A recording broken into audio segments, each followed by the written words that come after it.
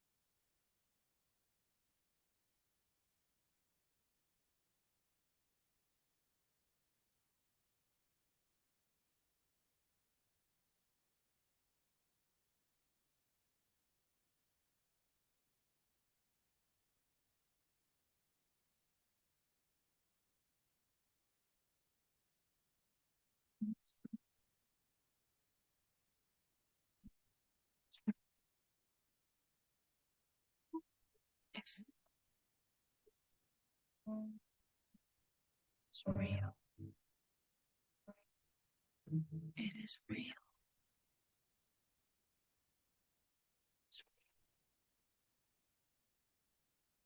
It's real.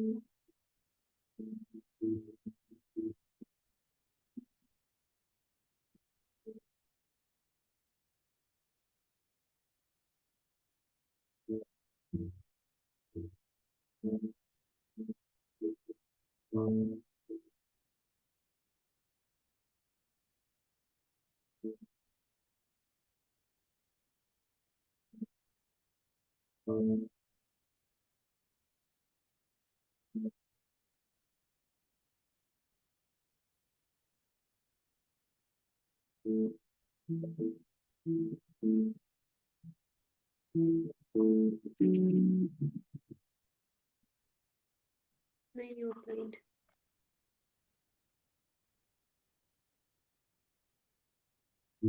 Mhm.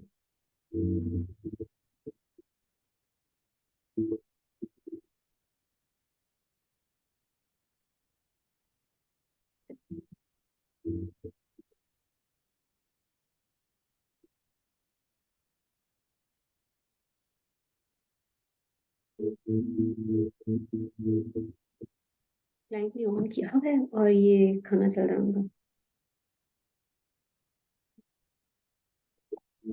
Meeting he conference है ना, तो नेटवर्किंग ब्रेक है, तो ये डिले चल रहा है अभी इनका। नेटवर्किंग ब्रेक अब चल रही है और ये देखो खाना सर्व हो रहा है।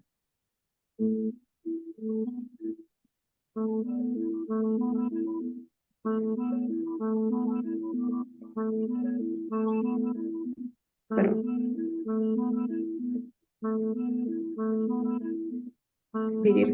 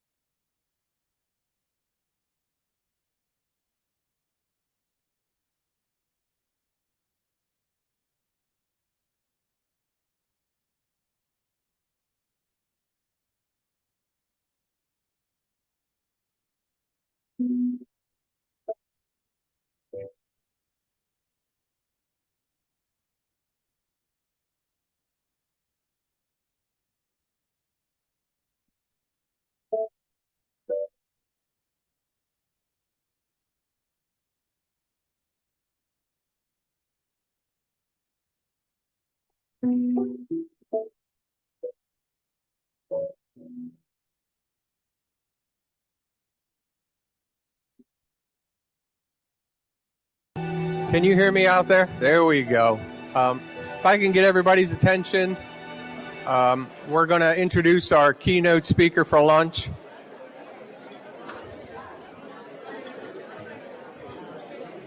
If I can just get everybody's attention so that we can introduce our keynote speaker.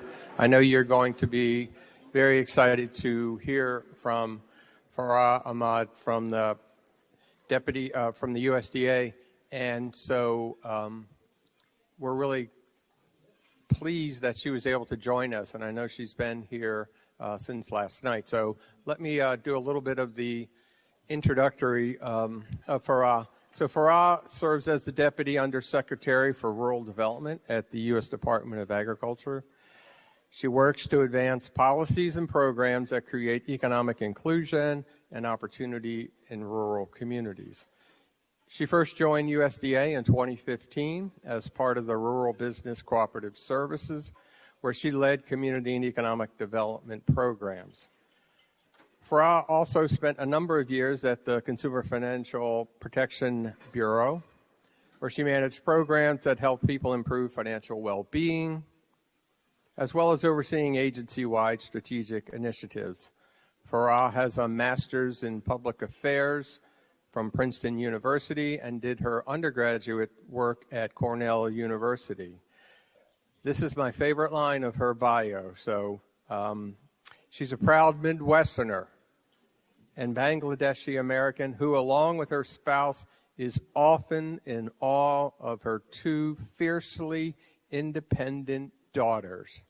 So with that, I'm proud to introduce Farah Ahmad.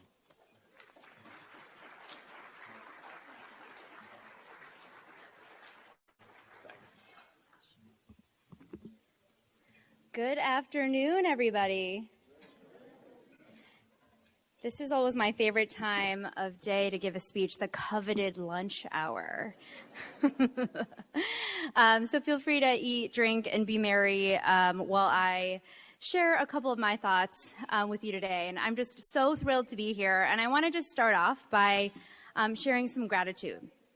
And I really want to thank the leadership at LISC and at Rural LISC, Caitlin Kane in particular, who has been such an incredible thought partner and practitioner, and really for USDA has been an incredible leader in the world of growing rural prosperity.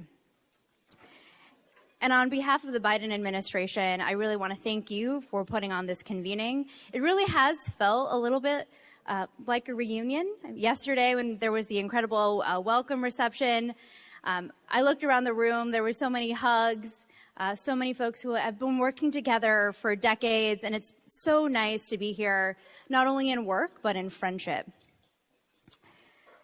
And that's why this room is so special. It's a room that for me doesn't need too much of an explanation.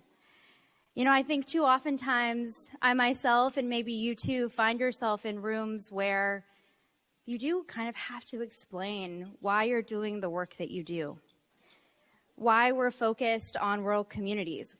Sometimes you have to start a few steps back and talk about why rural communities matter. And you get into a conversation about the contributions that rural communities make to this nation through food, fuel, fiber, contributions to clean energy and tackling the climate crisis, the contributions rural communities make to our global economy, to our national security. And sometimes we have to talk about how rural communities are more than just a fantastic place to live, but that the people in rural communities, they make up America's spirit and character. And so I deeply appreciate how special this room is, that I know everyone in here shares that value system, shares that same mission of growing rural prosperity and making sure that they're not just surviving, but that rural communities are thriving. And it's really in large part to the work that many of you do.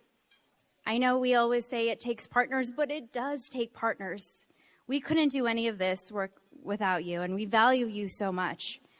And so that's why I want to share two things that we announced yesterday and that are special to us at USDA that I know all of us, kind of the rural nerds in the room, will really appreciate. One is looking back a little bit at our history at rural development. So yesterday we launched a rural development history page that kind of tells our story. And I think all of us know how important it is to share our story and why we come to this work. And so on the website we launched yesterday about our story at rural development, it goes back over 100 years. And much of that story and much of the work that we did 100 years ago really centers around a belief in the president at that time, FDR, that rural communities matter. In fact, he saw the growing divide at that time in the 1930s between rural communities and urban communities, and at that time it was really due to electricity. Electricity in urban communities were bringing new economic opportunities, and it was widening the gap. But he knew that rural communities had been the backbone of this nation and would continue to be. And so what he did at that time, both through executive order in 1935 and then ultimately with his support of legislation in 1936, was support the Rural Electrification Act. And through the Rural Electrification Act, the Rural Utility Service was established, and that's part of rural development. It's part of our history. And so in the 30s, the 40s, the 50s, USDA rural development helped work with farmers to stand up nonprofit member-owned cooperatives, rural electric cooperatives, to start to electrify rural America. And in fact, America became one of the very first countries to achieve almost universal energy access. And I share that history with you because our roots matter. And for us at USDA Rural Development and in the Biden administration, we know that we stand on the shoulder of giants. And the work that we do today builds off of that. And in fact, where we stand today, it mirrors much of that time. President Biden shares that vision that started 100 years ago about why rural communities matter, why investment in them matter, and why they are the backbone of this nation. And in fact, in his first day in office on January 20th, 2021, the president signed the executive order on racial justice and equity and support for underserved communities on his first day. And there was a reason for that. It's because the president charged his administration and many of us in this room with making sure that we are focusing on the communities that are too often overlooked. And that meant rural communities among them. In fact, in that executive order, the word rural was in there, and that was a really big win for many people in this room, including myself, because rural communities had too often been left out of the conversation. But it wasn't only supporting rural communities. It was understanding that each rural community is different. And that means their needs are different, the opportunities are different, the priorities and vision of each community is different, and that there isn't a one-size-fits-all solution, and we've got to come together behind community-driven approaches. And that's why as we've done our work under the Biden administration at USDA Rural Development, we're thinking about that and how we're designing our programs and how we're focusing our time and energy and how we're having open and honest conversations with the rural communities that we serve. So yesterday, we made an announcement of over $81 million of investments through USDA Rural Development to rural communities, but not just any rural communities, to communities that have been too often overlooked. So these are some communities right here, colonial communities, remote communities in Alaska, communities in Appalachia, communities in the Delta. So that announcement yesterday was really important to us because that community brought to life our agenda, which is about equitable economic development in rural communities. Yeah, let's do that. It is exciting because we know there's many ways to do this work. And this is the way that the Biden administration is doing the work today because we know that it matters. And in fact, yesterday we spent some time not too far from here in Winter Haven, which is a Colonia community. And as part of that announcement we made yesterday, one of those projects was in Winter Haven. It was a $1.5 million grant project through our water program for a new well. And why is that project important? Well, we had a chance to meet with the water district and with stakeholders, technical assistance providers, nonprofits who all came together to make that project happen. And that project is so important to the community because right now, there's only one well in that community, which means if any part of that system fails, there's no access to water. And too many of us take for granted that we can turn on a tap and we know that that water is clean, it's safe, and it's reliable.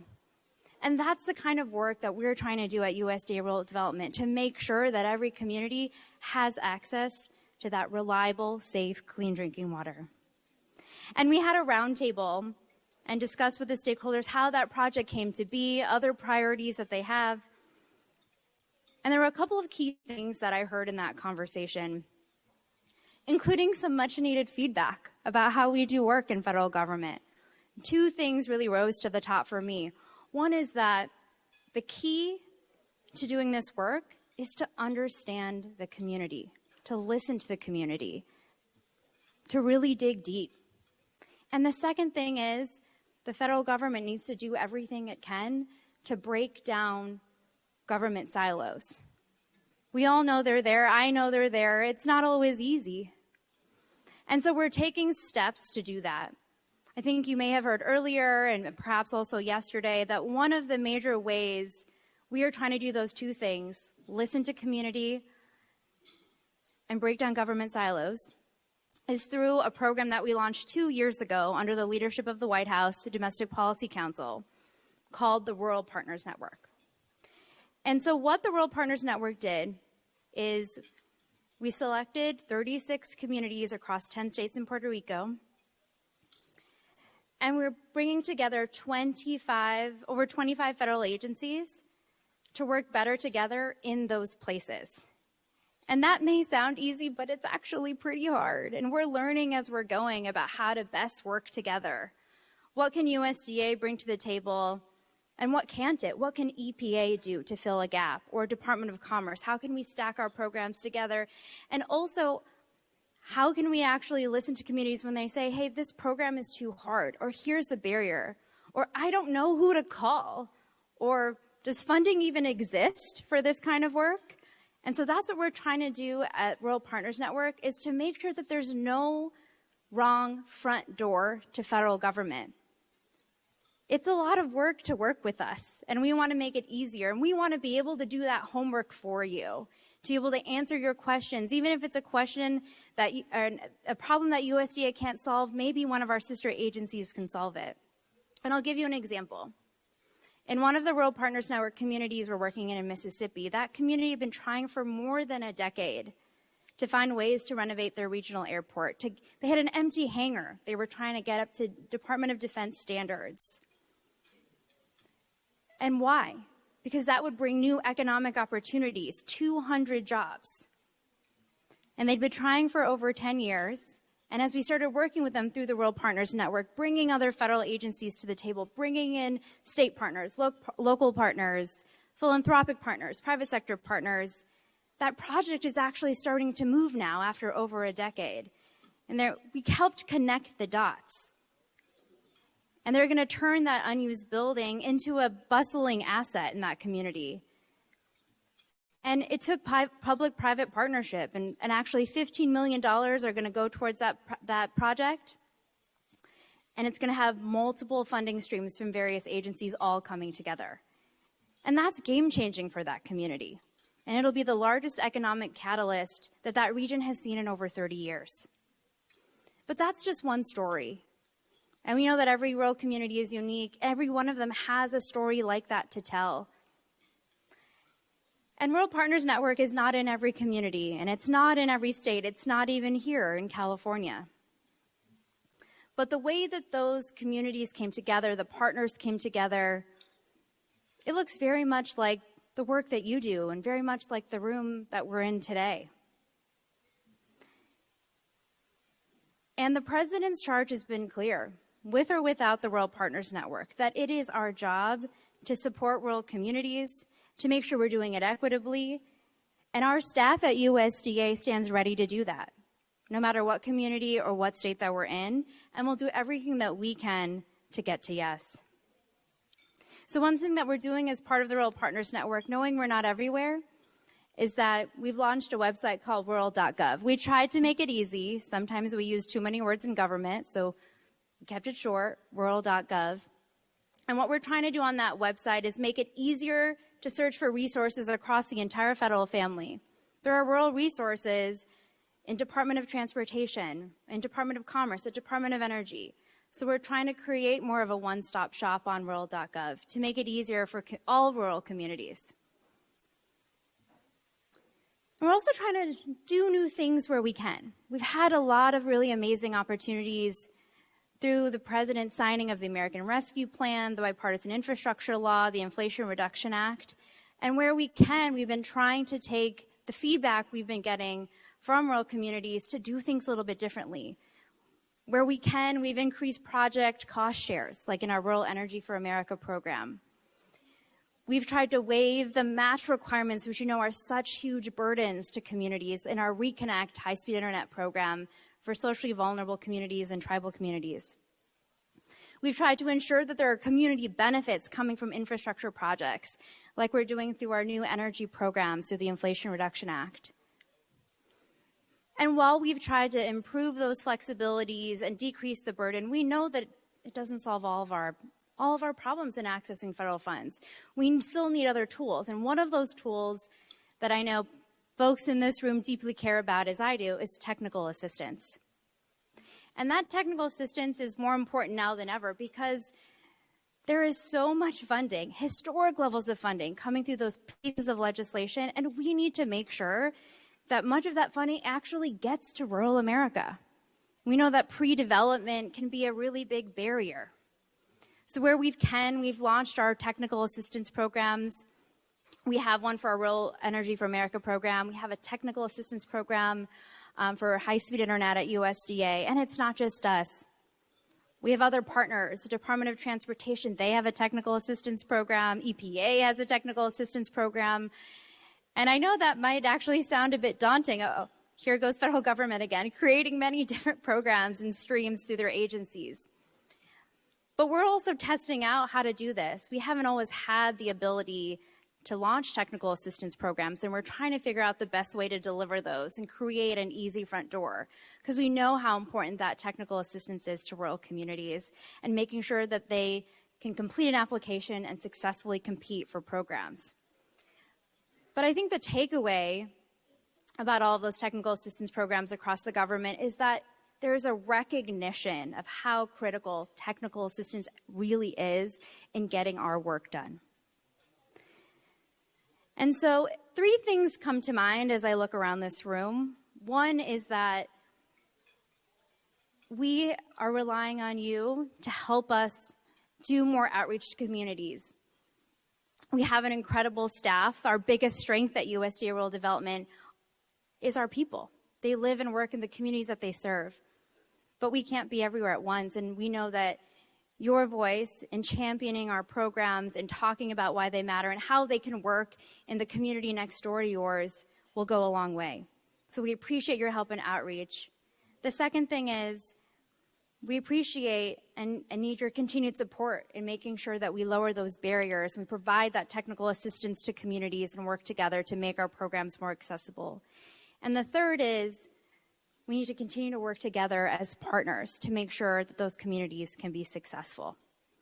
So thank you for doing that work with us. We're going to continue to need to work with you on all 3 of those, but I know that working together, we can make sure that every rural community has a fair shot at the historic funding opportunities from the Biden administration, and that we can set them up for success not only for today, but for the future. And I know that together we can help those communities connect to business owners, help power people with modern infrastructure, and support communities to really build those bright futures in rural and tribal communities across the nation. So I know you share that passion with me for those creative approaches to supporting rural communities. I want to thank you all for being here today. Thank you for being incredible partners, and thank you for letting USDA Rural Development and the Biden administration be a part of it. Thank you.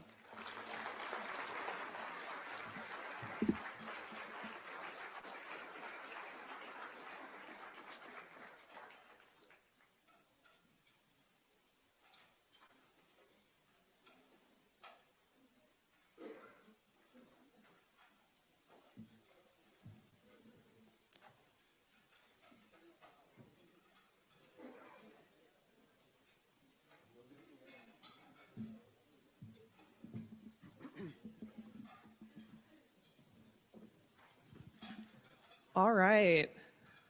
How's everyone doing? How's lunch? Hanging in there? I just want to say thank you to Farah. She couldn't have teed up this panel any better.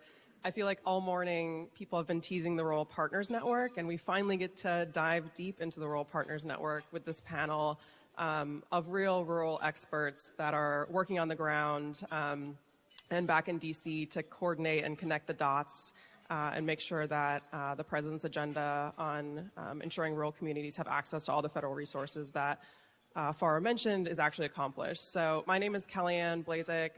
I lead rural policy for the White House Domestic Policy Council and have the absolute privilege of working with federal agencies and community leaders on the Rural Partners Network. And again, that's the focus of this panel. But before we dive into RPN, I wanted to make sure that you all know who's on this panel. So I'm going to kick it to them to talk a little bit about how they got into rural economic development. I like to call it our rural origin story, if you will. But I will kick it to Christine first. Hey, everyone.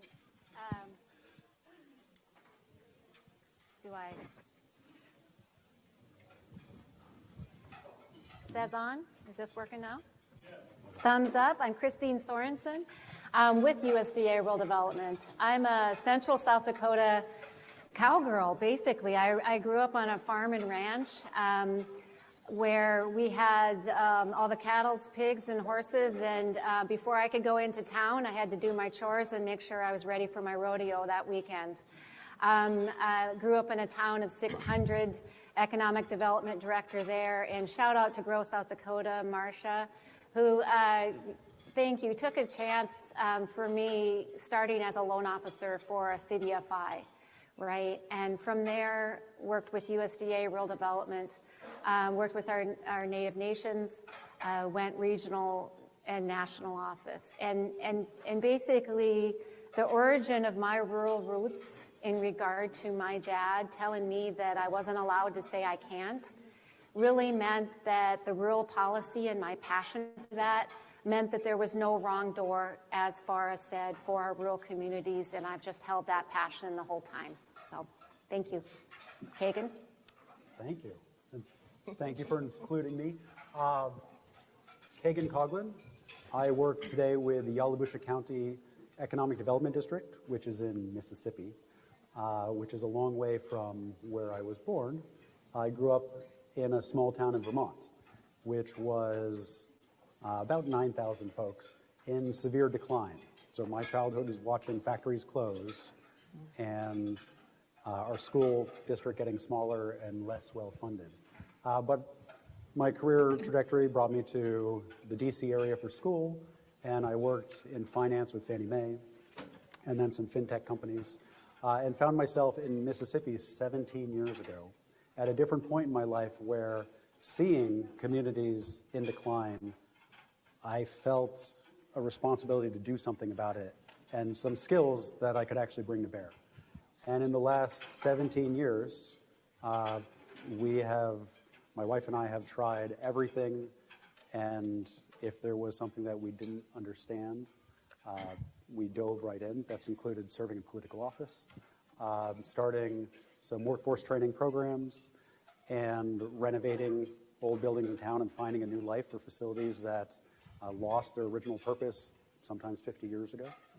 And the Rural Partnership Network has been an education in this, all of it. So I feel like the layperson in the room.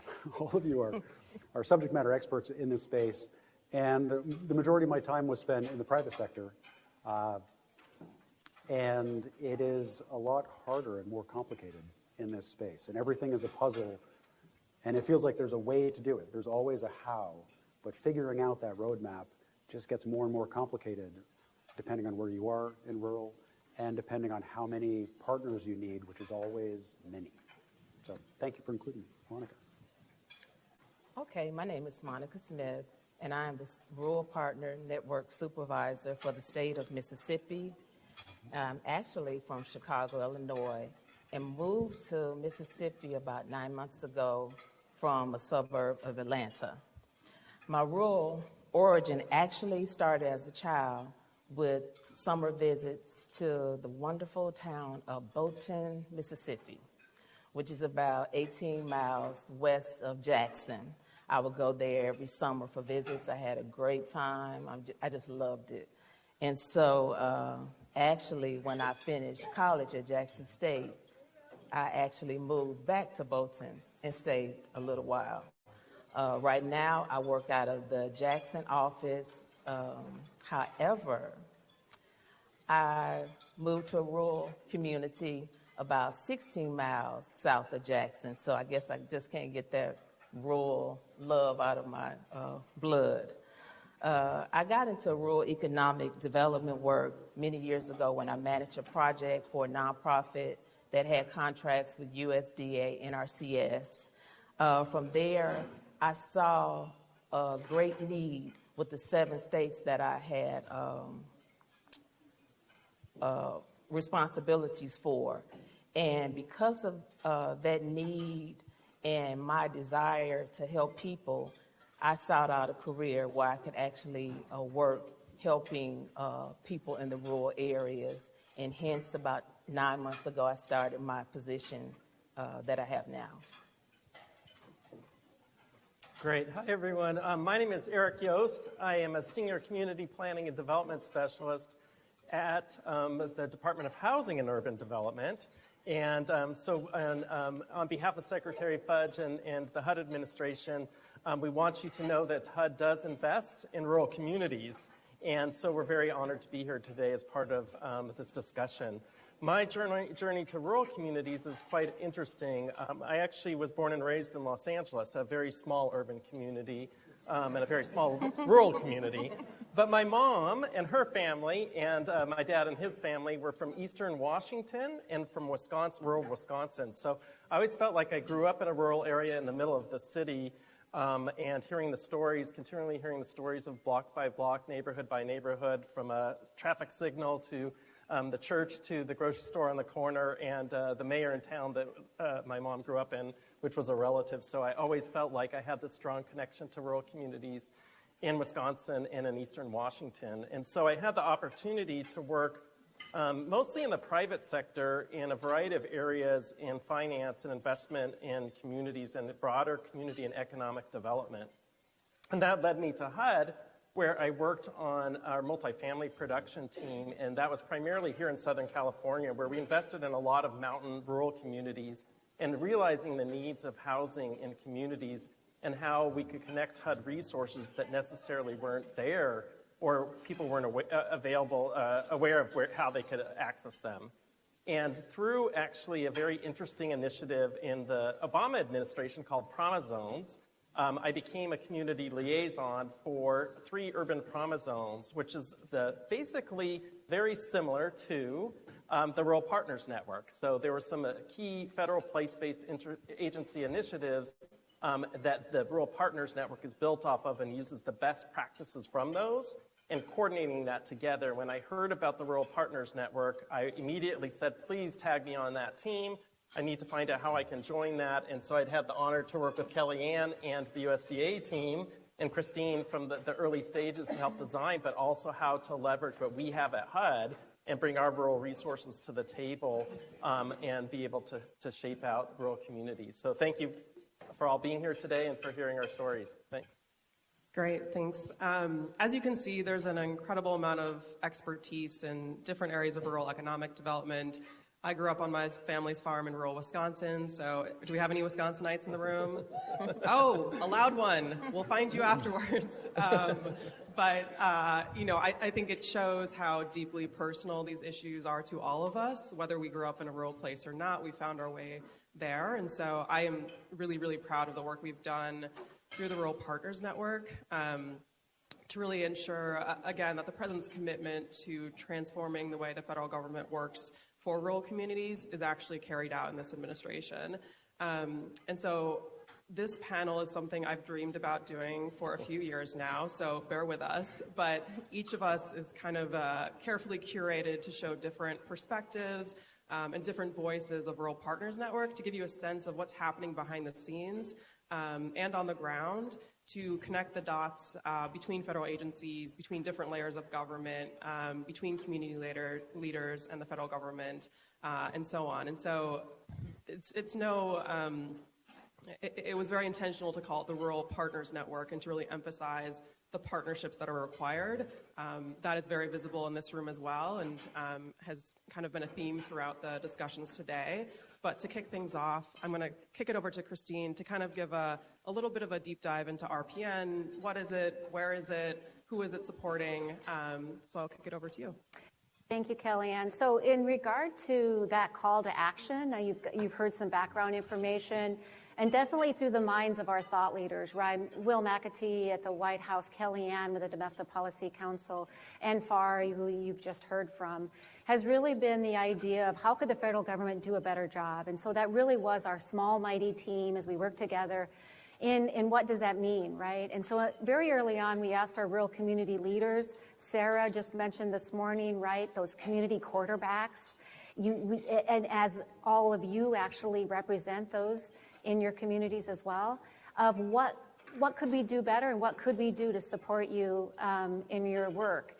And so very on, it was the idea that your first answer may have been, we need more loans, we need more grants, we need the financial support. But as they really sat back, and you know that person, right, that part-time mayor, you know, that has 3 jobs, is they said, you know what, I just need someone. I need someone who's going to help me navigate all of this historical level of funding or those things that land on my desk. And I don't know if they fit me, but boy, would I like to see if they do, right? And so our first strategy was really hiring place-based staff. And so this is across the nation. You've heard 10 states and a territory. So New Mexico, Mississippi, Georgia, Kentucky, and tribal nations in Arizona was our first launch. And then our second launch was in the states of Puerto Rico, Alaska, Nevada, North Carolina, Wisconsin, and West Virginia. Whew, I got through the list. And so these are our targeted areas where we put permanent federal staff to really act as that navigator. That's someone, you know, for that community champion to work with, coordinate, and most importantly, listen, right, to community-driven solutions that can help them move projects forward. So you've heard of signature projects earlier today. We'll mention them. And so in that essence, they were tasks, you know, to really define what is one project that you could actually work on, move forward, and put in action our second strategy. And that's that all-of-government approach from those federal agencies. 24, 25 federal agencies. Now, just imagine this.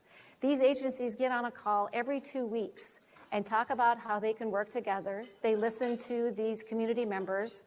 There's a contact list where someone from that community liaison, those hired staff, can actually call and ask questions and be that connecting point from a rural community in Kentucky, Fulton County. Mark Walsh is here, and where Mark and his community liaison can actually connect with someone from the Department of Transportation and really ask a question about some new programming that's coming across.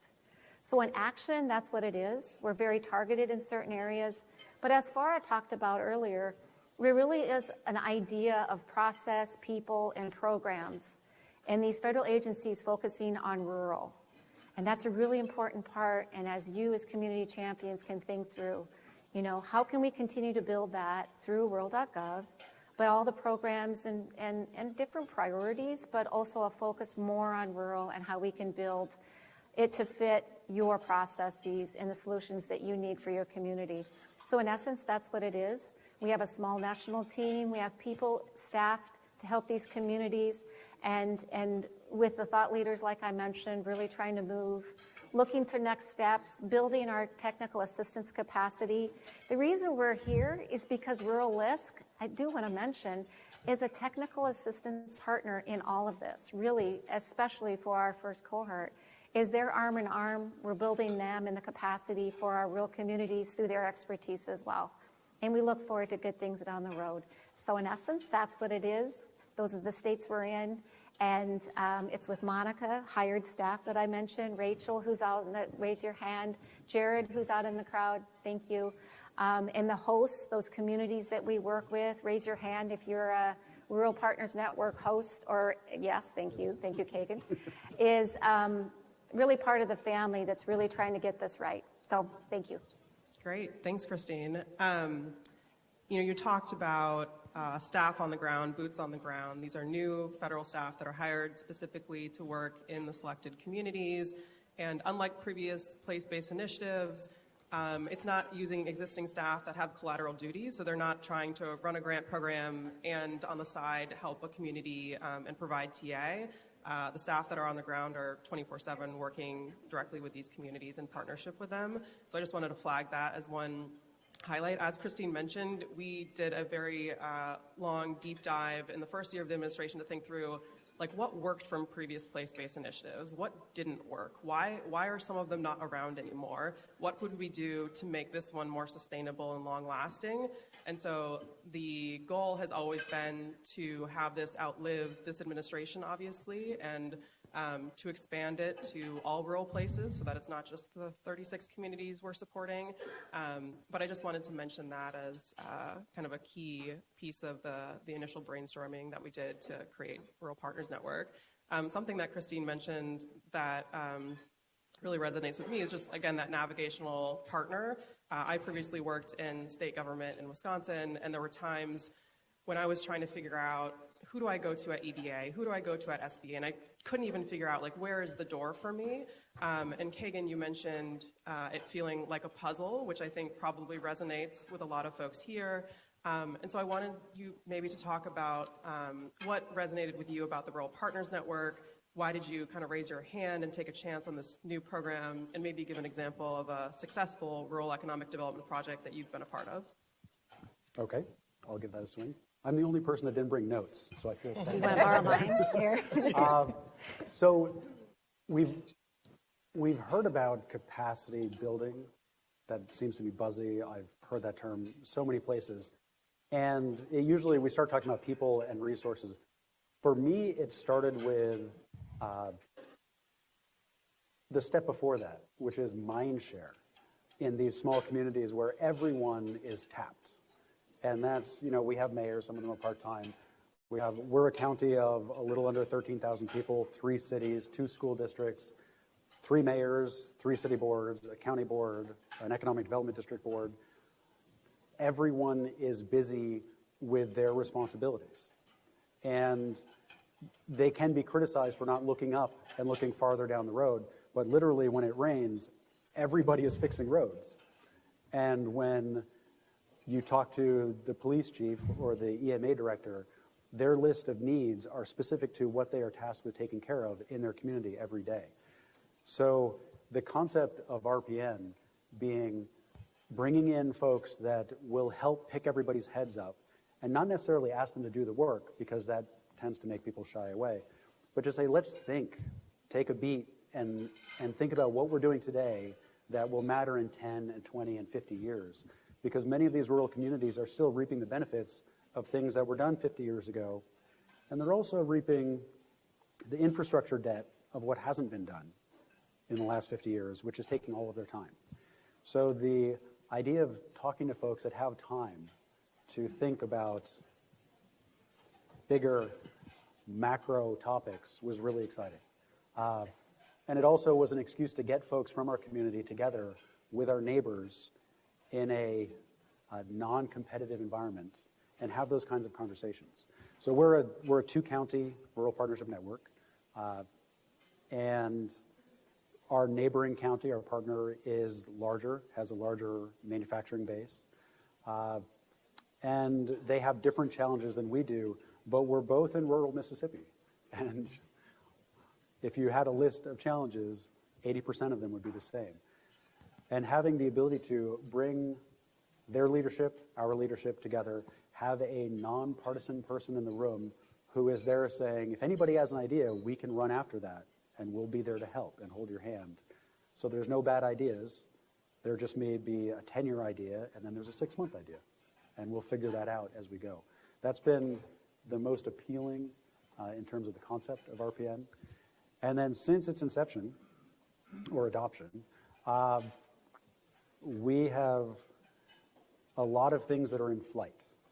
And there are things that we have not pursued because, honestly, we didn't know about them. So my little county now has gone after programs with FEMA. So my county is now a BRIC community, which has all sorts of opportunities, 3 years of FEMA dedicated staff helping us think, again, about bigger picture, longer term projects.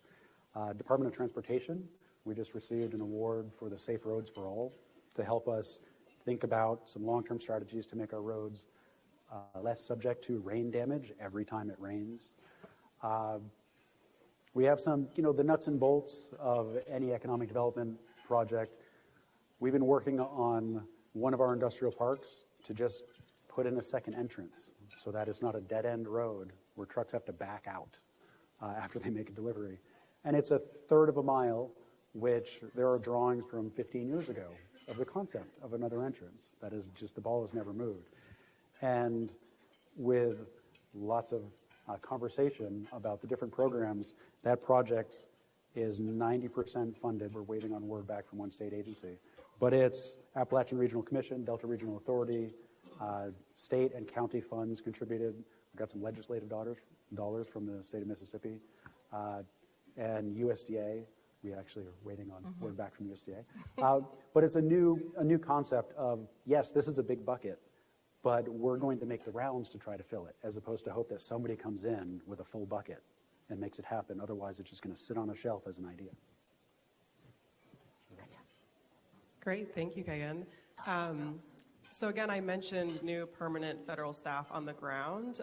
Monica is one of those new staff who started earlier this year, and I just have to say I have traveled quite a bit in the last couple of years to go to RPN communities, and I have been incredibly impressed by the staff that have been hired on the ground to work in partnership with rural communities.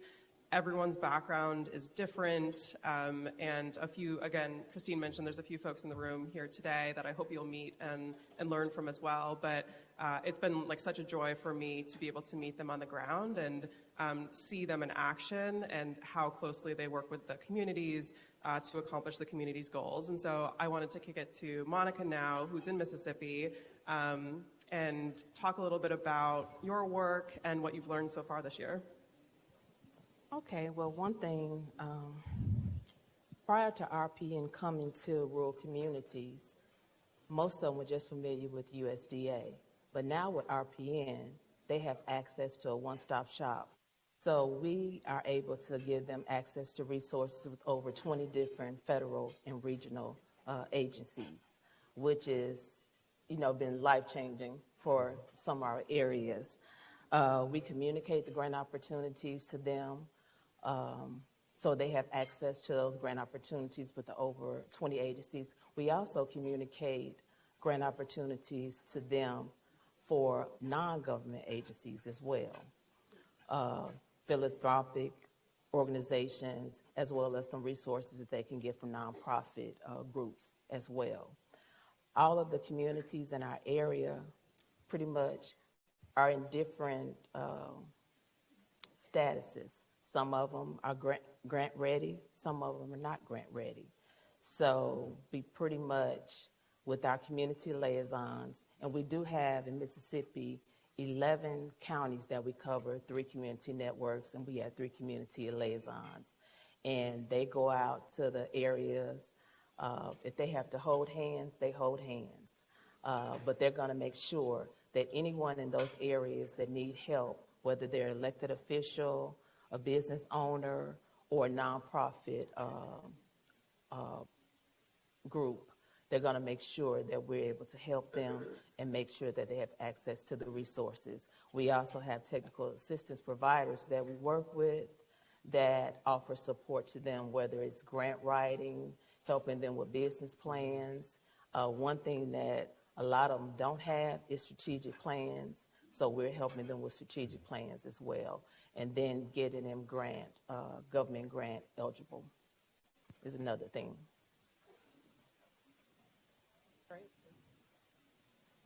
Great, thank you, Monica. Thank you. It's been mentioned a few times, but Rural Partners Network is whole of government. And so, again, in looking at previous place-based initiatives and what worked and what didn't, some previous place-based initiatives were one agency only, right? So does anyone remember Strikeforce? I see a few hands. So Strikeforce was really USDA-centric, and what we learned from that was that we really need to broaden it because rural communities aren't just going to USDA to find funding for housing. They're going to HUD as well. They're not just going to EPA for water funding. They could be going to USDA and vice versa. So we knew from the start this needed to be whole of government. We knew that was a big undertaking, but under the President's leadership, that was a big priority for the Rural Partners Network. As was mentioned by Christine, there's a group from across the federal government, over 25 federal agencies and regional commissions that are regularly meeting every 2 weeks to support Rural Partners Network communities, but also the goal was to create a feedback loop where if we're learning something from a Rural Partners Network community, such as a barrier in a grant application or some type of TA that's needed, et cetera, that we could use that learning to change policy and help more rural communities and really all rural communities. So again, it's kind of a little it's a pilot so that we can use those learnings to impact a broader range of rural communities. But I'm so excited that we have Erich with us today because I've gotten to work with Erich for a few years now, only remotely. And this is actually the first time we're meeting in person, which is really exciting. But he has been such a big champion of the Rural Partners Network and a really driven support for RPN internally within HUD. And they're doing a lot of amazing work around supporting rural communities that I'm excited for you all to hear about. So I'll kick it to Erich. Thank you. While the word urban is in HUD's name, in many ways it's a misnomer really at this point. So if I have any takeaway, I want to make sure that you hear that. HUD addresses needs of community and economic development across all geographies, and we're really proud of our role in helping rural America. HUD's programs help address impacts on poverty in all areas of the country, from America's largest cities to rural areas to suburban communities and to tribal areas. And this really is about equity, as well as reinforcing what you heard earlier today, the administration's priorities for rural prosperity and economic equity. We know at HUD, rural communities are home to large populations of Native Americans, African American, and other historically disadvantaged and resource-constrained communities. And we know we need to align and remediate some disinvestment and increasing opportunities to create the generational wealth for home ownership and investment in workforce development. I met many of you working on that today, and strengthening small business and entrepreneurs. We also heard about an executive order, and I wanted to bring up one specific executive order as well on furthering advancing racial equity and support for underserved communities through the federal government, where President Biden explicitly prioritized creating economic opportunity in rural America. And I wanted to repeat that again through an additional work on that. And this order really called on the federal government to help rural communities identify and access federal resources that create this equitable economic development and sustainable and inclusive communities.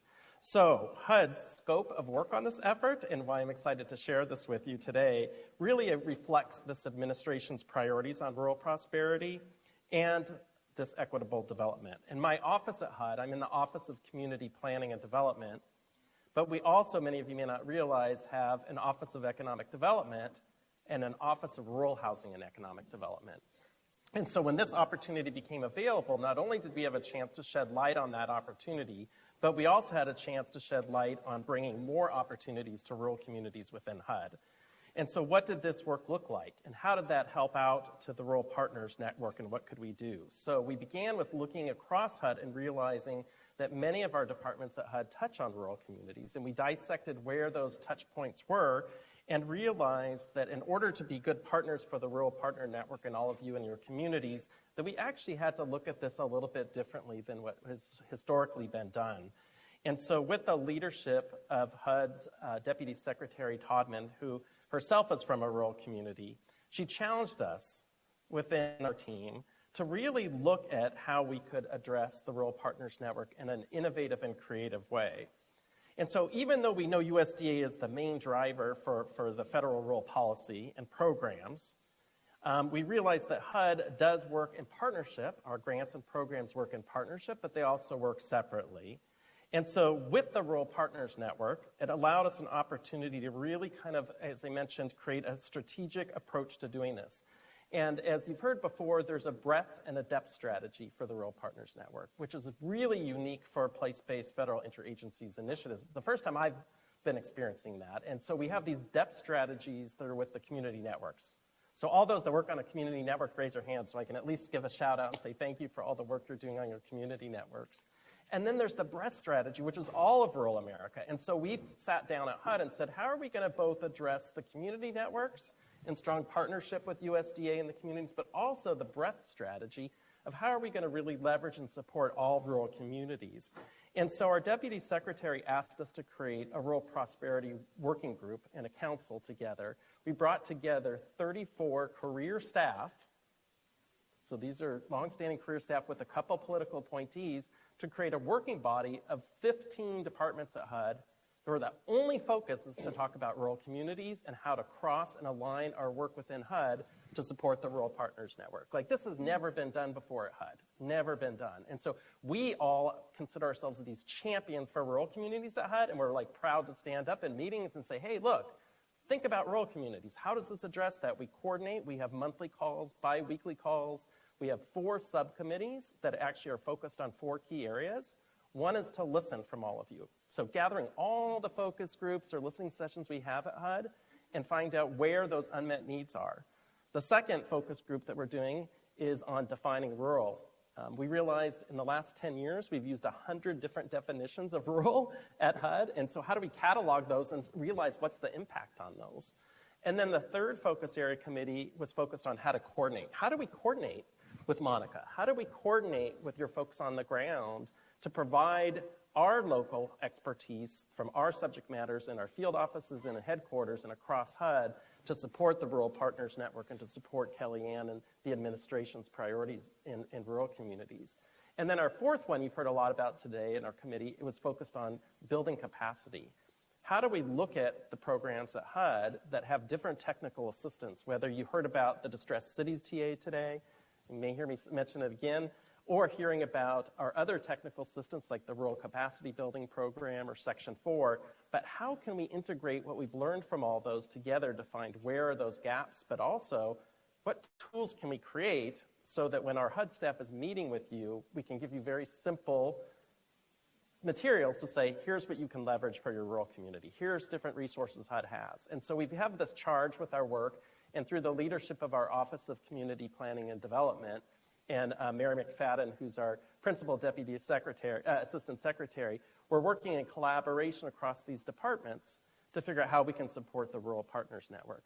And that also included getting some signature projects. So we ended up with 5 signature projects. You've heard about that term.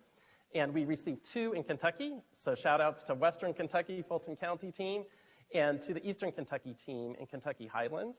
We also received 1 in Southwest Georgia. So shout out to the 13 counties in Southwest Georgia.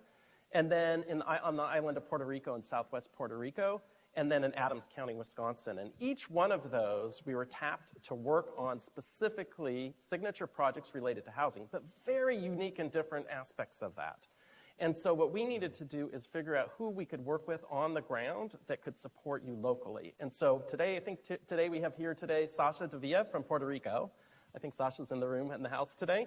And we have David Rayleigh, who's from our Kentucky field office. And both David and Sasha are working with the Rural Partners Network team on those signature projects to help and in partnership with Rural LISC. So we are really proud of our partnerships with Rural LISC through USDA and through HUD and other TA providers to address those signature project work. And so I just wanted to share a bit about what one of the federal agencies is doing, and each one of our federal agencies are really re-looking at thinking of how we can support rural communities. Thank you. Great. Thank you so much, Eric, and for everything HUD has done to support RPN. As Eric mentioned, there's an Eric or a team of Erics at 25 federal agencies and regional commissions. And so we let each agency decide how best to fulfill what we call a rural desk officer role or function. And so that's kind of the front door, no wrong entry point for rural communities in the Rural Partners Network. Some agencies like HUD and Department of Education have created intra-agency task forces that meet regularly now that cross-cut their entire agency to make sure everyone's on the same page on how they're supporting rural communities. Other agencies like SBA already had a rural point person, so that point person is our rural desk officer, but that just gives you a bit of insight into how we're kind of organizing internally, which may not always be visible externally. I also wanted to mention that Erica mentioned HUD had signature projects, so just kind of a process clarification. Signature projects have been mentioned. Basically, every Rural Partners Network community has identified a signature project that they want to make progress on, and we designate a lead agency to help that community and that community liaison make progress on that project. So Eric mentioned a few housing projects that HUD is a lead agency on. And again, that's just a recognition that USDA has a ton of expertise and has boots on the ground, but we really need every federal agency moving in the same direction. And there's a ton of expertise. I'll give you an example. There was a community network that was interested in a P25 communication system. We were trying to figure out which agency, and we found the right person at Department of Homeland Security. And so even if something new comes up, we're always willing to go find the right person and create that no wrong entry point. But it has been an interesting journey trying to figure out how to coordinate all the dots here. All these stories make me very optimistic about the future of rural America. And again, this is really close to home for me in growing up in rural Wisconsin. But I kind of wanted to hear from each of the panelists about what makes you most hopeful in your work with RPN, and what are you optimistic about in the future going forward?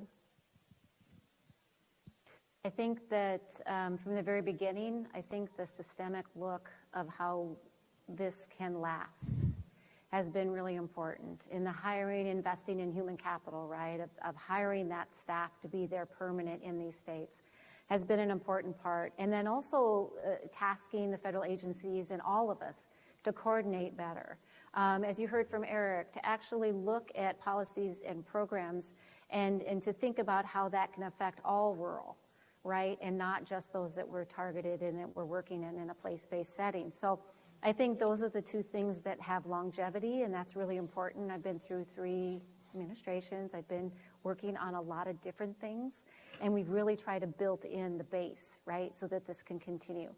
Just a real quick note, whether you're not in an RPN state or not, and I listed them, just know that you have champions within USDA Rural Development. Our state director, so I didn't know if this was the call to action, but I'll add it, Kelliann, was that, get to know your state director. We have a table of state directors here in attendance as well. But within USDA Rural Development, you do really have champions for collaboration. And so make sure you connect.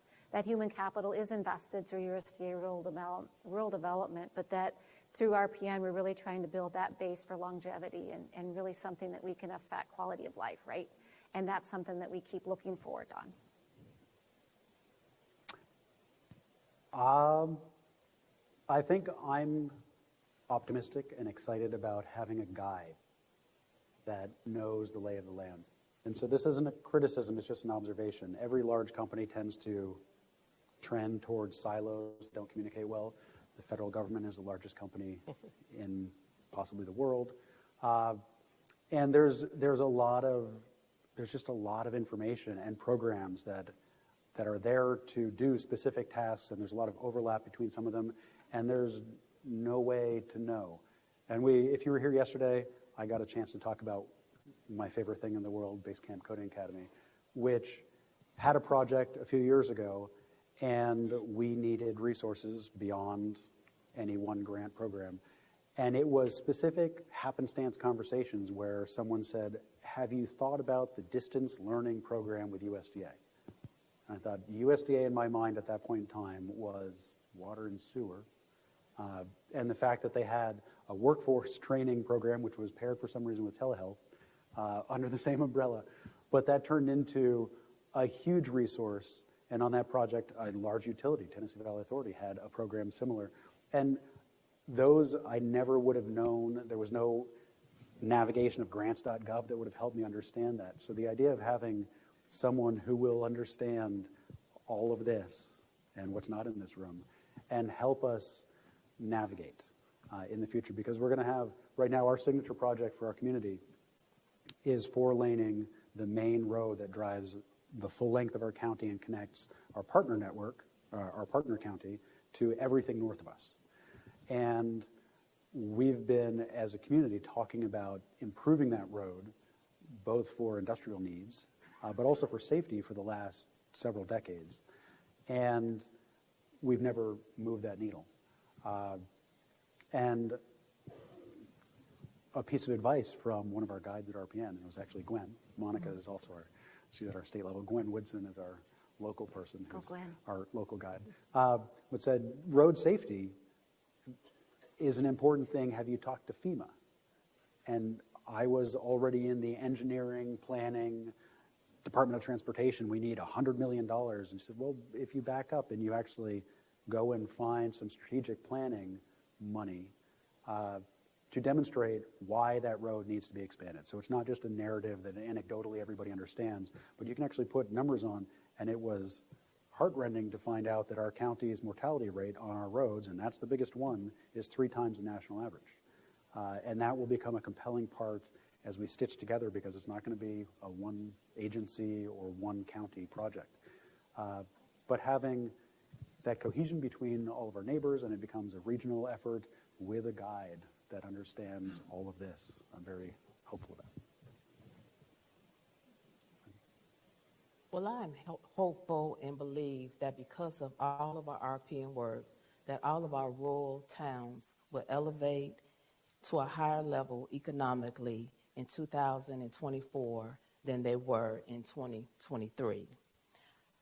I'm also hopeful that because of our RPN work, that our rural communities will apply for and be getting grants at a much higher level than they ever have before, because there is so much money out there, and it is finally time that rural communities get some of that money.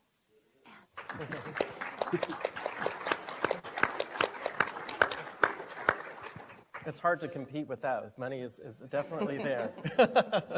It's interesting, working in communities and being a community type of builder and realizing that, this takes such effort. It takes really, I almost tell everyone, I don't really care if I wear my HUD badge when I go into community. What my badge I wear is rolling up my sleeves and saying I'm here to do the work, to build a trust with the community, to begin first, and really to come with humility to the table, because people have been working there and living there for a long time. So no matter where we are and coming in to help a community, I just feel this heavy responsibility as someone in the federal government to do that, and knowing that we have champions for rural communities right now that I've never seen in a long time.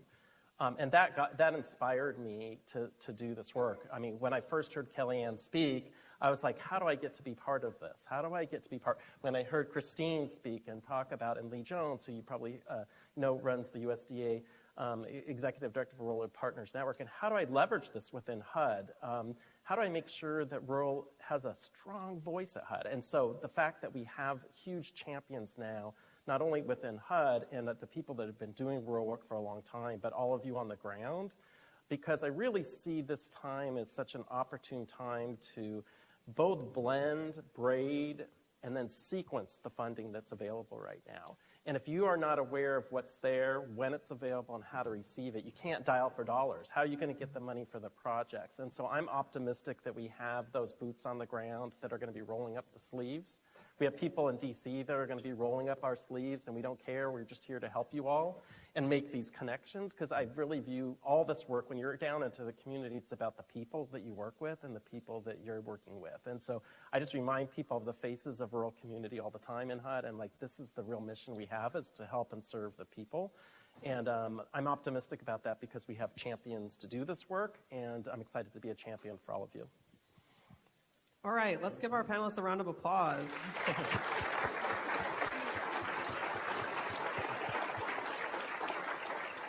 I'm looking for a steer on time, but I think we can take a few questions now. Do folks have questions?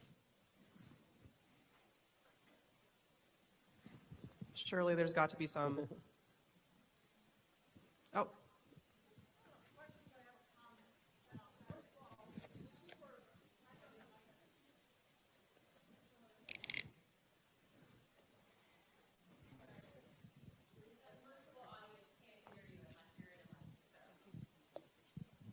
Thanks. It's not a question, it's a comment. First of all, thank you. It's really exciting to hear about this network and efforts of collaborate, whole of government. While you're doing that, I would also love it if you guys could figure out how to keep focusing an effort on hiring staff for existing programs. We've been a rural development 502 mortgage lender partner for 30 years. And I've been with my agency for 27 years, and we've never had as slow a turnaround on mortgage loans as we have in the last 2 years since COVID. And it's because the state is chronically understaffed and not able to process the mortgage loans. So as you're excited about the new stuff, please remember the old programs that are still working well and need more staffing. Thanks a lot. Yeah, thanks so much for that feedback. Appreciate it. Any comments or? I have. Yes, go ahead. Again, the least knowledgeable, but from that side, there's been lag. Again, observation, not criticism, of technology adoption. If any of you, all of you, use federal websites, if you completed a grant application and had to hit up 15 different websites to get the map from this one to append and make sure. I have been planting the seed with anybody that will listen, particularly Christine, about investing, and there are ways to simplify those processes. And Mississippi happens to be churning out some wonderful, diverse software developers through Basecamp Code Academy that I think that would be an amazing direction, because staffing is a challenge everywhere. If I put my private sector hat on, staffing is just a challenge. Look at our employment rates. The skills gap is why most of us are focusing on workforce development. But there's a lot of opportunity, and I'm really hoping that the more we talk about how all of these processes could be simplified. I started my career with Fannie Mae. If anybody remembers, loan underwriting before desktop underwriter, and then loan underwriting afterward. And there's ways to simplify the non-critical thinking parts, and then we have modeling, and we have things that we can do so that a grant is not thrown out because one of the appended items was missing. There's a way to have a green checkbox arrive so that you know your grant is complete before you submit it. And the same thing with all these federal programs. I would love to see those addressed. Yeah, thanks so much for that feedback, Kagan. The Biden-Harris administration has been laser focused on the user experience and thinking through what it's like to apply for and receive federal programs, whether it's USDA rural development programs as a business owner or a farmer, whether it's our slate of federal assistance programs and anti-poverty programs like SNAP or WIC. And so that is a big focus of this administration, and totally hear you and appreciate that feedback. Any other questions? Yeah. Should I wait for the mic? Yeah. Emily's walking fast. Oh, she's walking faster. It's a race. I won. Thank you, and thank you all for the work that you do. My name is Brian Rathbone with Broadband Catalyst, and I'm curious, what would be the best way for companies who are providing technical assistance, who want to be involved with RPN, what would be the best way for those companies to approach you? I fully intend to come up and introduce myself, but for those who are not here, what would you recommend as the best way to contact your organization and start a dialogue? I've got an email address for you that comes to our full national team. It's called Rural Partners Network at USDA.gov. Perfect. Yes, and so that comes to our full team, and we can make introductions, as I said, to staff that are part of RPN, but also the staff that aren't, and so we can get you connected. Thank you. Yeah, and I'll just say that we are completely open to any and all new partnerships. We have philanthropic partners in the room who are interested in Rural Partners Network. Please feel free to reach out to Christine or I. Happy to chat. But there are a lot of ways that we could expand the breadth and the reach of Rural Partners Network, honestly. I will just say that we have been stifled by funding. Again, we are ready to go. I think we launched in April of 2022, and we've learned a lot over the last months and year plus now. But I think we really are eager to expand to get to more places as soon as we can. I'd like to do a plug on technical assistance a little bit, just to share, because you heard earlier on a panel that was talking about how we're trying to figure out all the technical assistance. I think Will McEntee mentioned it across the federal government right now, because there's so many ways to access it, or even for people to apply to be a TA provider, but then how do you access it? And so this administration's been really focused to bring together different networks of how we're doing our technical assistance to figure out how to make that simpler, to see where we're gaps, where we're not in places, where we can coordinate when we are in a place together with other agencies.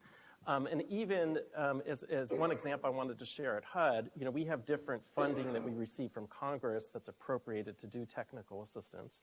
Sometimes we get carve-outs for specific programs, like you heard the Distressed Cities technical assistance. And I bring that one up because it's really for communities between 8,000 and 50,000 in population, and it's for communities that don't have to be HUD grantees. A lot of time, our HUD technical assistance has to be for HUD grantees. So, for example, just close to this, where we are today, there's a community called Blythe, and that's a community that's with the HUD's Distressed TA. When I was in the field office, I worked with them to get that application together, because I'm like, hey, this is a great way for that community to get TA that's not a grantee of HUD. They may not qualify for like CDBG and be an entitlement community, but they can get TA.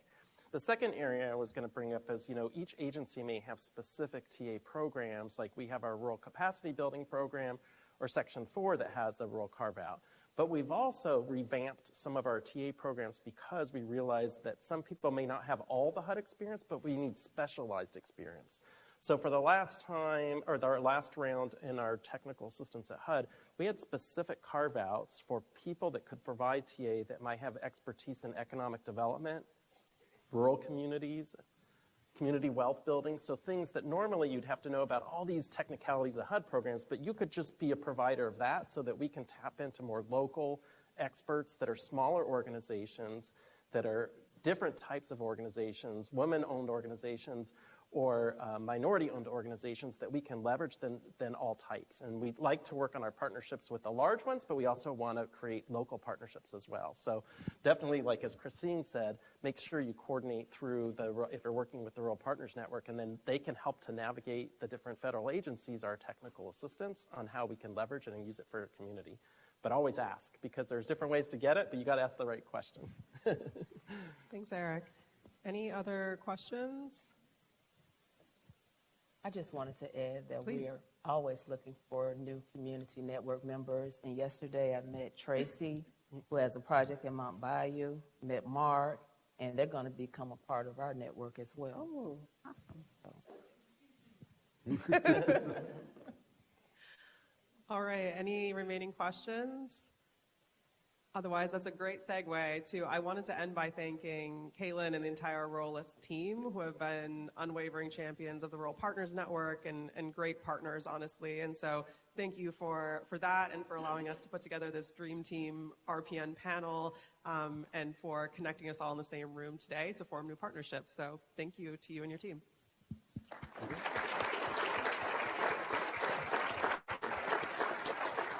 Thank you.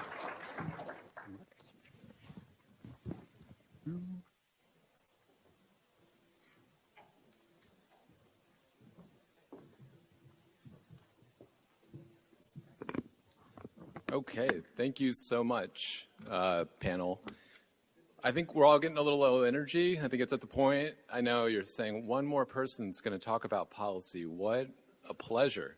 All the excitement of lunch is gone. Dessert has been eaten. So if folks need to stand up or just stand along the wall, there's no formality here. Let's do what we need to do. There we go. I see some good stretching going on. I know I'm built that way. So thanks for the invitation, Rural LISC, to participate today. And thanks to all of our federal officials who came and gave, I think, some really good remarks. I'm Mark Kudlowitz. I'm on the federal policy team. You heard from Matt Josephs, my boss, who's right here in front of me. So with performance plan season coming, you, I think, really are going to see the best of the best right now. Matt, looking at you. Okay. So, oh, the applause is... All right, there we go. Let's go. All right. We're going to do this thing. Okay. So I'm going to, I'm going to talk a little bit about, okay, we've heard about all of these great supplemental funding, and I want to make sure that you know that the LISC policy team and myself are a technical assistance resource for you. I get to work with a lot of our community-based partners on a daily basis on regulatory issues they're having with federal affordable housing, community development programs. I've already talked to at least, I think, 4 or 5 groups since I've been here. If there are, as we talk about some of these programs, if there are issues you're having as a practitioner, please let me know. One of the things we can do outside of providing grants and loans and technical assistance is we can also help you navigate federal funding, which is, as we all know, no easy task. So I'm going to try to go relatively quick on what is going to come prospectively with appropriations, potentially with tax credits, and then also talk a little bit about, I want to emphasize some of the programs that are across the finish line right now that are one-time funding as practitioners that you should really keep your eye on. All right, next slide, please. All right, we can go one more. You know what LISC does. Let's go one more. All right, so we're going to talk a little bit about appropriations, talk a little bit about the Farm Bill, some of our legislative priorities, and then we definitely want to make time for questions. Next slide. Okay, so where are we at? There's always a lot of buzz about what's going on or not going on in DC with the appropriations process. Right, we're into fiscal year 24. We still don't have a full year spending bill. And let's talk a little bit why that is. So as a part of the debt ceiling deal, you may remember this last year, as a condition of raising the debt ceiling for the government to be able to basically pay what it's already incurred, there were caps imposed on domestic spending. And these are all the programs that are important to your work at EPA, HUD, USDA, Rural Development, every agency for fiscal years 24, current year, and 25. The Senate wrote up to the cap. The House said, well, no, that was the top. We're going to go $100 billion lower. And that's what created kind of a schism that led to Speaker McCarthy eventually being ousted. These are going to put a lot of constraints on federal affordable housing and community development programs. These will be the most constrained funding environment we have for the programs on the appropriated side that support our work in a very long time. And just to put that in context, for fiscal year 25, our next fiscal year, there's only allowed to be a 1% growth on these programs. And for those of you that work in the affordable, let's say, rental housing world, think about that for the HUD budget, right? We have inflationary costs every year on tenant-based and project-based rental assistance contracts, 3%, 4%, 5%. We've experienced a lot of higher operating costs. How that is going to be potentially balanced on the back of other programs that are important to your work, such as CDBG or home. Next slide. Okay, so where we are right now is we're in a strange situation that I can't remember ever happening in previous history. The Congress, with Speaker Johnson now, has split 2 prorated funding bills. So some agencies, including HUD, USDA, including Rural Development, are funded through January 19th. Other agencies, including our friends at the Commerce Department or the Treasury Department with the CDFI fund, are funded through February 2nd. We now have 2 inflection points in which there could be a partial government or full government shutdown. The Senate has still not passed, or excuse me, the Senate did pass the ag bill in June of 2023, but there's been no full vote yet. We're still stalled on how the normal process is supposed to work. The House, for context, tried to bring a ag bill to the floor with the Republicans having the majority in that in the House, and were not able to pass it on their own because of controversial policy writers. This has also occurred with the HUD budget, a very non-controversial spending bill usually, where certain members wanted to defund Amtrak on the transportation side. So right now we're in a bit of a tricky situation. We're going to not see, let's go to the next slide.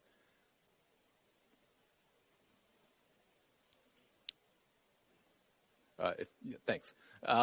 So this chart shows where we are for USDA programs. You see a lot of down arrows.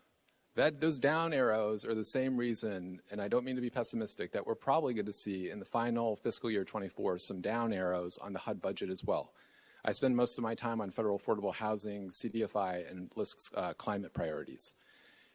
And the USDA Rural Housing Service is a bit of a microcosm of HUD.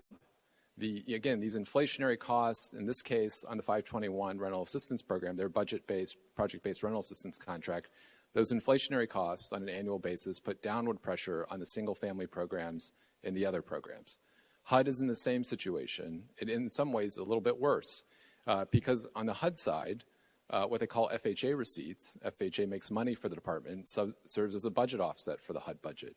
But we have less purchase volume, we have less refi volume, so the appropriators in the Hill have to shovel more money just to maintain the basic level of services traditionally that they're providing overwhelmingly through the rental assistance programs. You will see, I want to flag though a couple things on the appropriations, at least for the USDA side real quick. And because it's going to kind of go into the next slide. LISC has been highly supportive with our partners who are here today, a lot of them, at the Enterprise Community Partners, at the Housing Assistance Council, on some language that we would hope to see ride with the Farm Bill or through another legislative vehicle for the 515 stock, for our legacy USDA financed affordable rental housing that would allow USDA, in my opinion, to finally have a standalone 521 rental assistance program, something that HUD has had on the Section 8 side for around 40 years. We'll talk a little bit this more in more detail in a moment, but through the appropriations process, you'll see to the second row to the bottom at the chart that the Senate would allow that, essentially a pilot to kick off to see, to test that, to allow those contracts in and of themselves to leverage private debt and equity to recapitalize those projects, which sometimes are the only, as you all know, the only income-restricted affordable rental housing in small towns. We also have a bit of a problem on the Section 502 direct program, which we heard a comment about earlier.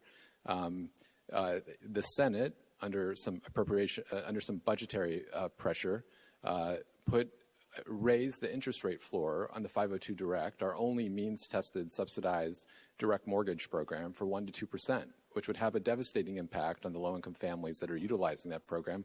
A lot of you are mutual self-help providers or otherwise use the program. We do think through advocacy, through the National Rural Housing Coalition and others, that we'll see that go away. But I just wanted to underscore that we're into tough appropriated years. And that's why I wanted to talk about this, but also talk about, okay, well, what's on the table currently from 2 to 3 years of largesse in federal spending that could be really helpful for practitioners. Next slide.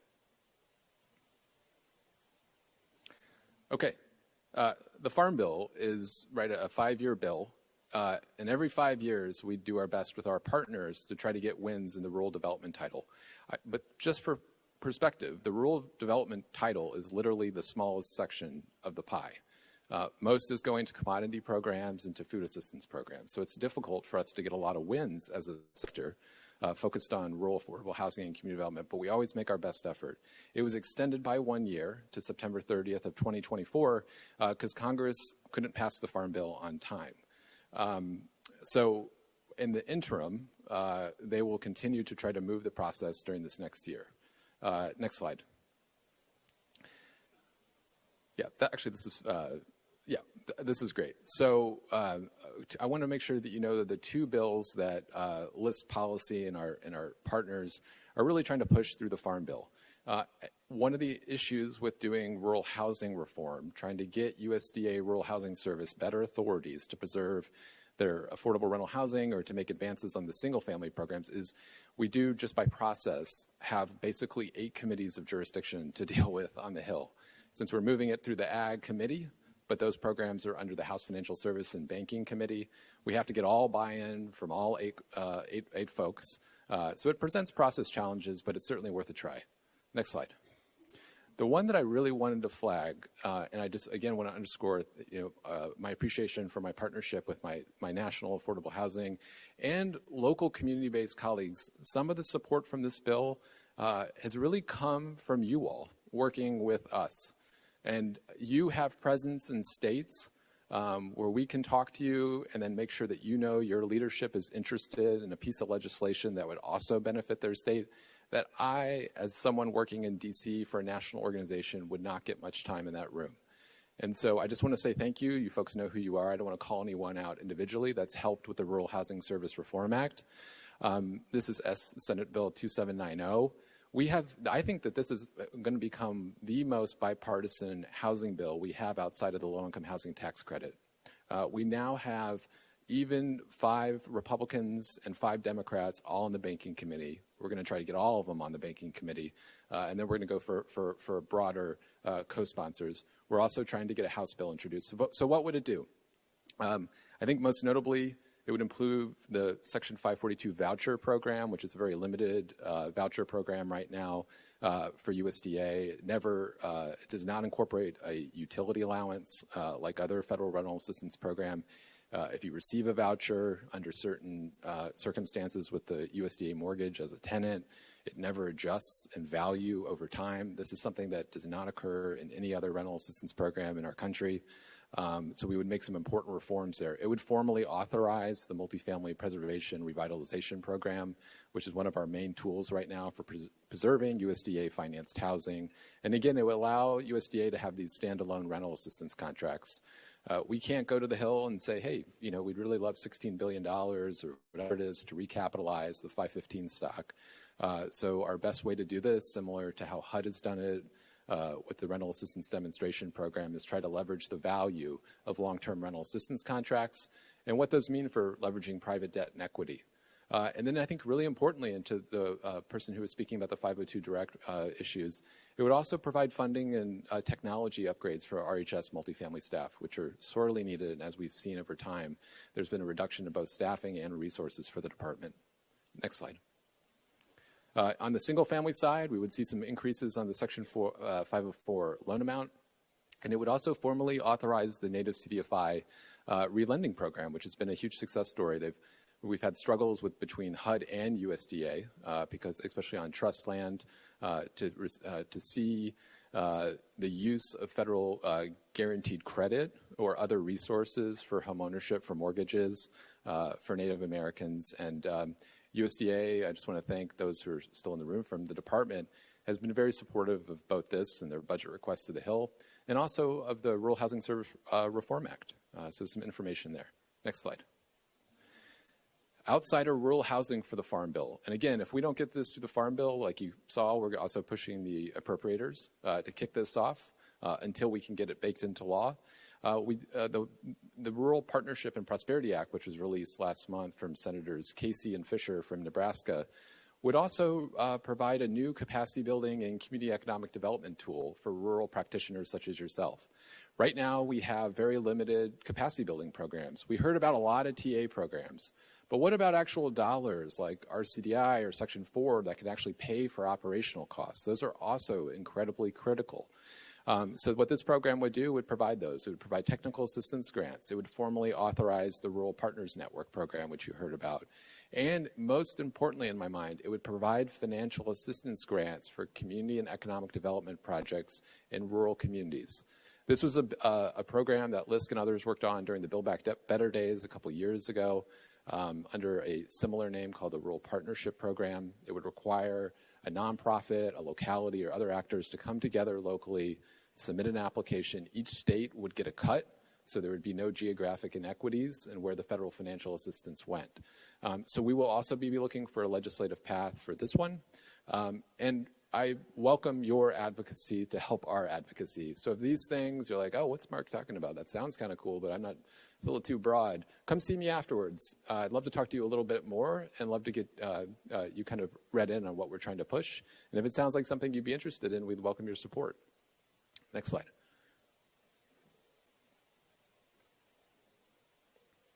While we wait for the next slide, which I think may be questions, I just really quickly, before going to questions, I wanted to flag just in my own opinion, of what you've heard today, and you've heard all of these new federal programs and all of these TA streams, and it's wonderful, right? But what is the most relevant to your work, and what's available potentially right now?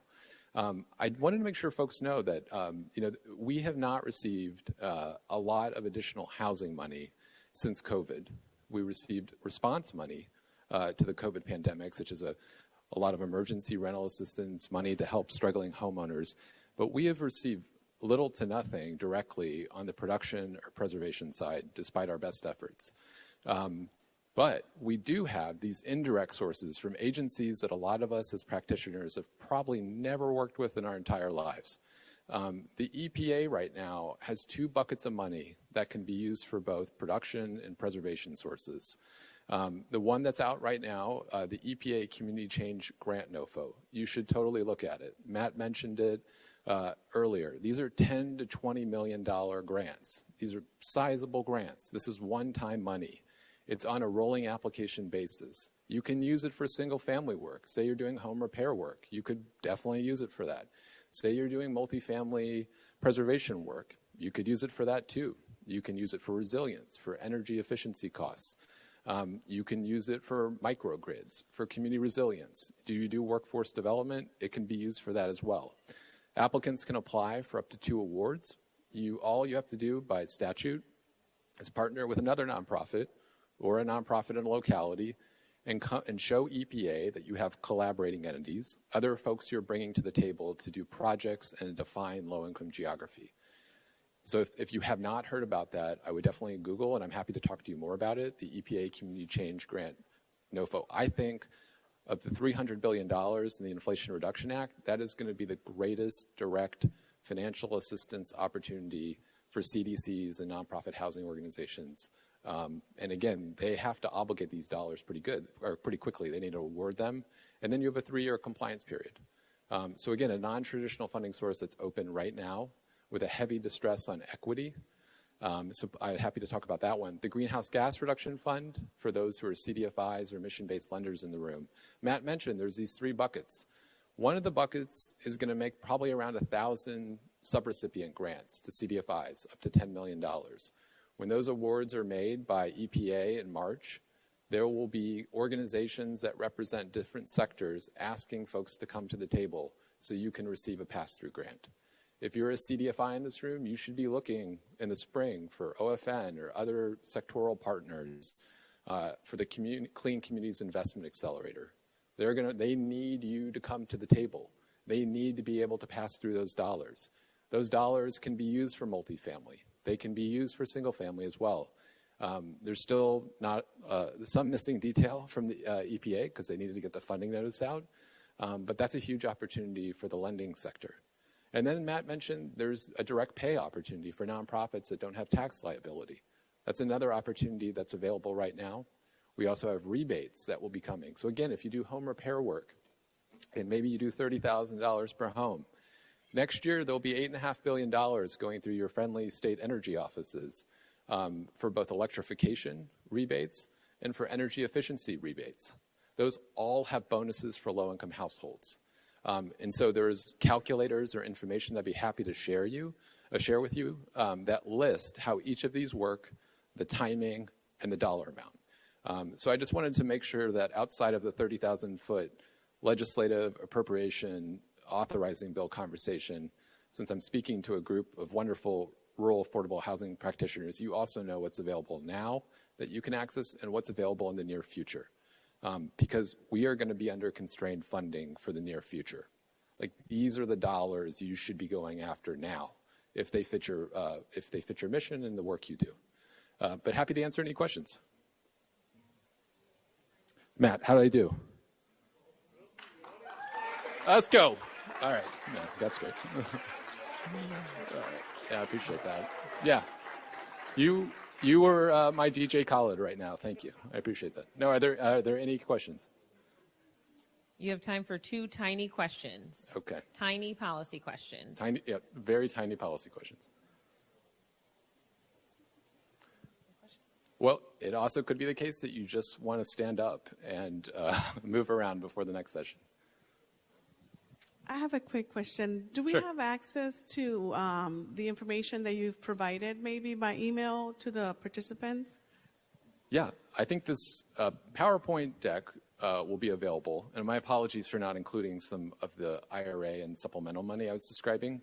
But I am happy to talk afterwards, or also I will share some links with the rural LISC team that they can also distribute for the virtual attendees and for the in-person participants, but also happy to chat.